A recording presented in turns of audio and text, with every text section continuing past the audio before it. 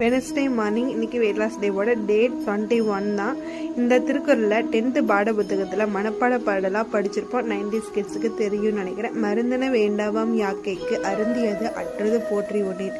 இந்த திருக்குறளுக்கு கேட்டாப்படி நம்ம சாப்பிட்ற உணவில் தான் எல்லா சத்துக்களுமே இருக்குது. ஆனால் நம்ம சாப்பிட்ற சாப்பாட்டை முன்னாடி சாப்பிட்டது செரிச்சிருச்சா இல்லையா அப்படின்னு நம்ம தெரிஞ்சுட்டு பசிச்சா மட்டும் சாப்பிட்றது கிடையாது. நம்ம டைம் ஆயிடுச்சா டைமுக்குன்னு நம்ம சாப்பிட்றோம். அதனால தான் உடம்புகளில் பிரச்சனைகளே வருது, நோய்களும் வருது.